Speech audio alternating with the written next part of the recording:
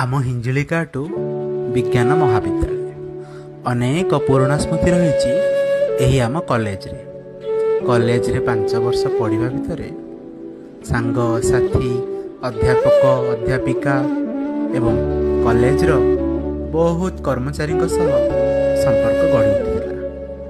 College तो नथिला, पूरा स्मृतिर गंताघरटी थी। कॉलेज रो कोठरी भितर आमे आमर दुष्टामी भल पाइबा सब स्मृति को आमे साइड कॉलेज रो चारिकांत भितर कॉलेज नोटिस बोर्ड रे निजे पास हेबा देखी बहुत खुशी लागुଥିଲା।